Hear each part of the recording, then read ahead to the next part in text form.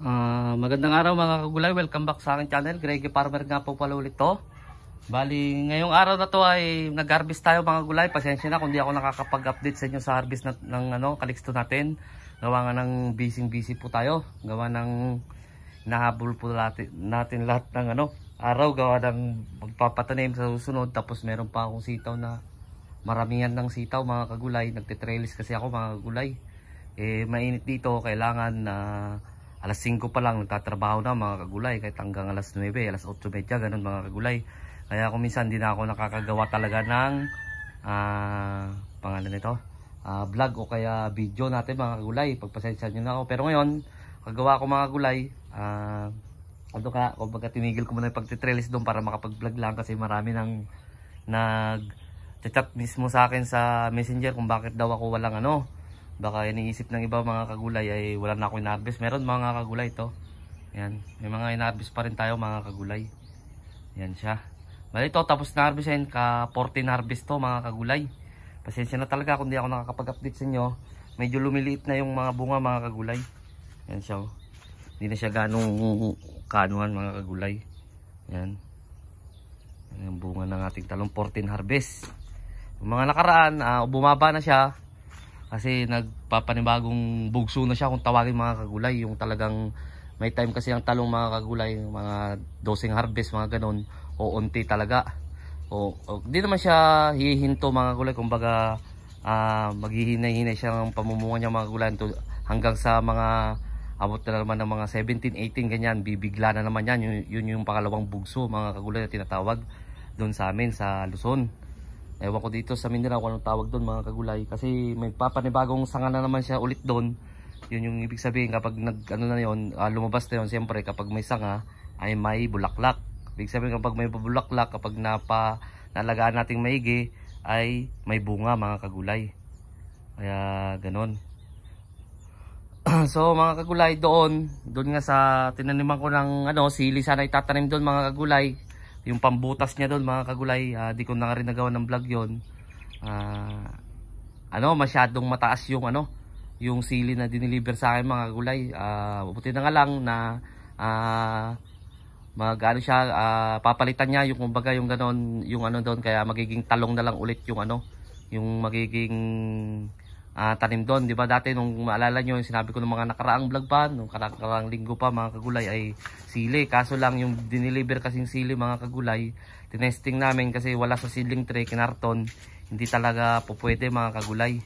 Tapos masyado pa siyang mataas, sobra na siyang isang dangkal kataas yung sili. Siyempre, mas maano yung sili mga kagulay, hindi siya katulad ng puno ng talong na mas matibay siya mga kagulay. Tapos tag-init pa. Tag-araw pa dito sa amin, kaya namatay siya lahat mga kagulay. Hindi naman lahat, meron ng buhay na pero unti lang. Sa 8,000 na puno mga kagulay ay halos patay lahat mga kagulay. Kasi nung nainitan siya kinabukasan ay talagang sumayad na siya sa plastic kasi sobrang haba niya mga kagulay. Matangkad na kumbaga, kaya nagkausap naman kami noon nung nagsidling na sabi niya papalitan na lang niya. Kaya nakapag-decision na rin ako na talong na lang yung ipapalit niya mga kagulay. Kaya sa 18 siguro mga kagulay, imbis na 18 ng May, hindi na. Siyempre nagsidling pa uli, kaya sa 18 na lang namin itatanim uli. Kumbaga mga 20 na itatanim yun, siyempre galing sa biyahe. Kumbaga may stress pa siya, kaya kumbaga paano pa namin uli bago itanim mga kagulay. So ayun mga kagulay, ito yung harvest natin. Kumbaga nabanggit ko lang doon mga kagulay, nabanggit ko lang kung bakit nawalan ako ng vlog mga kagulay. Gawa na nga na yun ang dahilan mga kagulay. Tapos ngayon nung naman, ang isa pang dahilan kasi inaasikaso ko na lahat mga kagulay bago ako gumawa ulit ng vlog.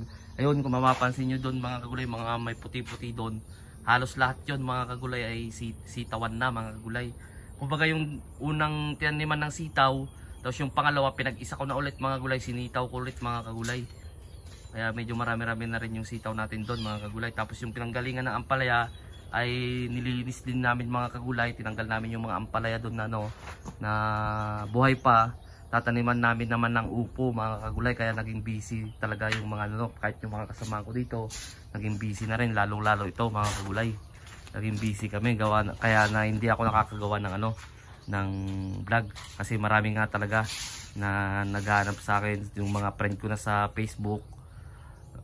Tinatanong na nila kung bakit ako walang pangalan nito.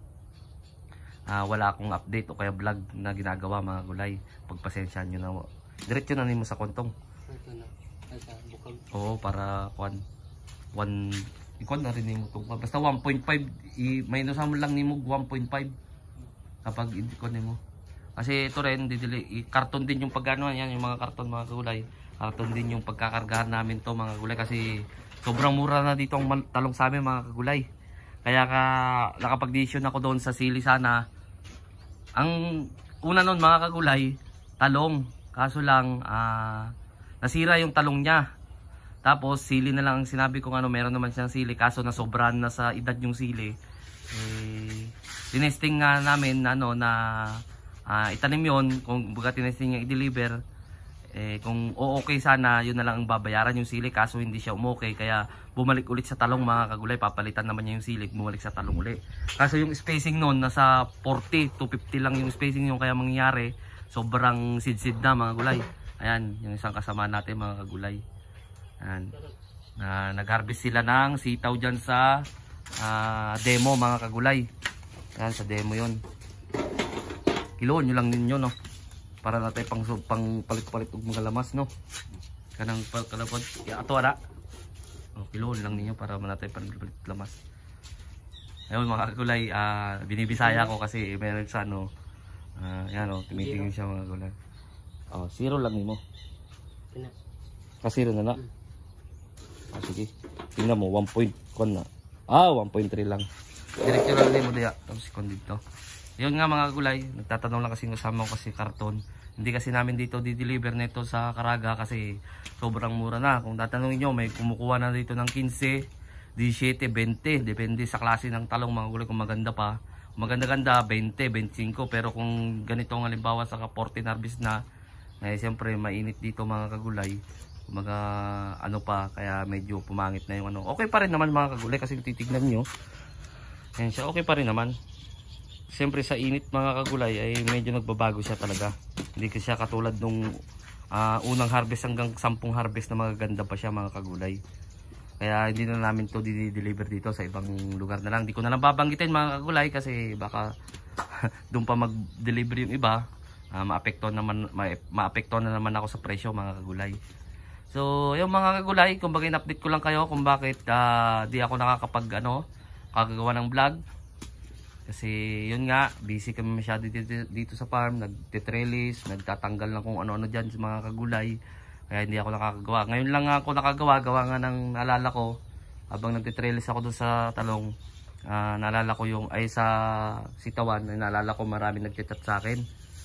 Katulad kagaya na, dala-dala ko yung cellphone, may nagchat na naman pagbasa ko, may nagsabi sa akin na bakit wala daw ako upload, kaya dalay-dalay naman akong gumawa ngayon ng video mga kagulay. So hanggang dito na lang ako mga kagulay. Kumbaga na-update ko lang kayo dito. Pang 14 harvest na to ng ating talong mga gulay. Ang ganyan siya. Mga nasa 400 to 500 siguro to. Ayan mga kagulay. Maraming salamat nga pala sa mga legit na susuporta sa akin. Hanggang dito na lang po ko. God bless po sa ating lahat.